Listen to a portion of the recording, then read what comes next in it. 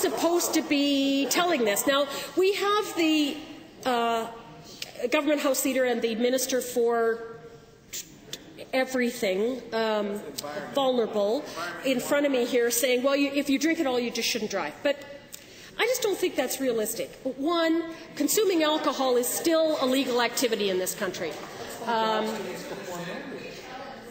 And I'll come back to that. He's making the point that kids do understand that, and they have designated drivers. But my argument back to, oh, see, you got me off track. I'll come back to that one. So I think this is probably going to change the whole culture. So I'm already telling the restaurants that I go to, I hope you can now create a 4-ounce glass of wine, because I won't be able to do the 6-ounce or the 9-ounce glass of wine. Okay, we're changing the culture here because we're trying not to have anyone that drinks and drives be on the road. And I go, well, why? What is the problem here? Well, duh, it's an obvious problem. Drunken drivers kill and maim people. And they cost all of us, every taxpayer, every member of society, a whack of money through the hospitals, through the police services, through the courts, through the effect on production for their businesses, for the wear and tear on their families. It's almost endless. So who is it that's doing the killing and maiming here? Well, you heard some statistics, and I'll refer back to my colleague from Airdrie Chestermere, who did quote you a long line of those statistics. But essentially, the people who kill and maim have blood alcohol content levels well over 0.08.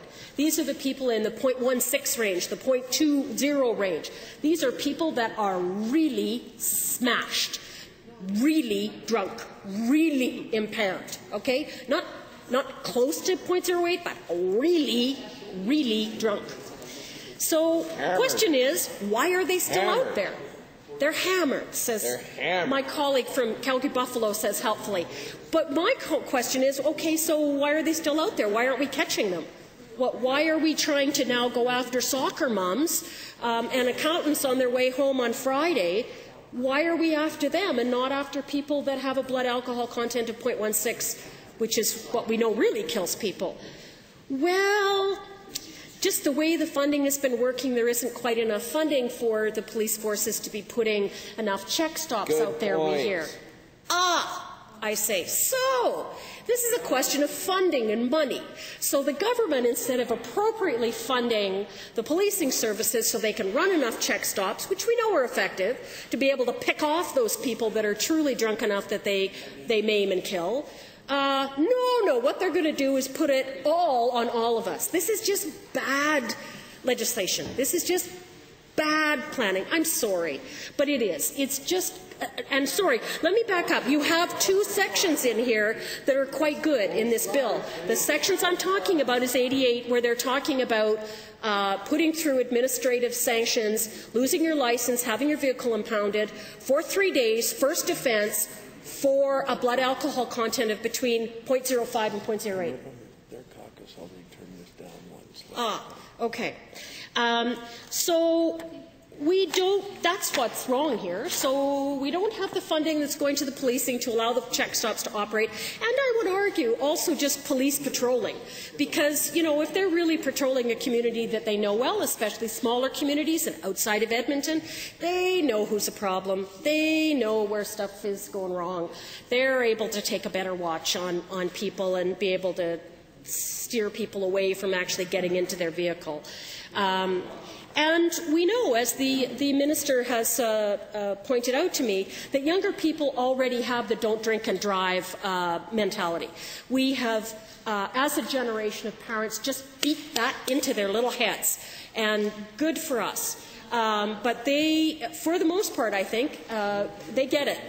They go with a group, and one of them is a designated driver, and they seem, as a generation, and this is a wild generalization, and please forgive me for that, but they do seem to travel as a pack more than we did. So you get 2 or 3 of them in a car, 4 or 5 of them in a car, and one of them is the designated driver, and they don't drink at all, and off they go.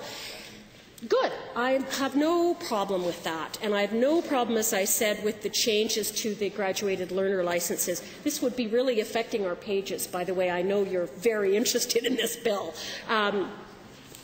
But that's not the way the rest of us live. I said to the minister, how often do you carpool to an event so that you can say there's a designated driver? Well, I mean, to be honest, usually I walk, and I'm sharing a car with my partner, and he's also in politics, but there do come to be times where, you know, one of us does have the vehicle or is trying to pick up another one. We're not able to carpool. We just can't organize things like that. Maybe the rest of you regularly carpool on your way out. Good for you. I can't do that, and I see a lot of people in this house that admit that they can't do it either. One of the other sections that we see in Section 88 that concerns me, and I want to be very careful here, but I have registered for quite a time my concern with empowering people working in police service who are not as well trained as our traditional police and RCMP officers. And they come under different names now, but I notice in here that sheriffs, that we know have less training than police officers, are one of the ones that are going to be empowered to make these decisions on the roadside. And they are going to be judge, investigator, judge, and jury. They are going to be sentencer. So they're going to decide whether you are in this vague range of 0.05 to 0.08. They're going to decide that you are guilty, and they're going to sentence you to lose your license for 3 days. Thank you.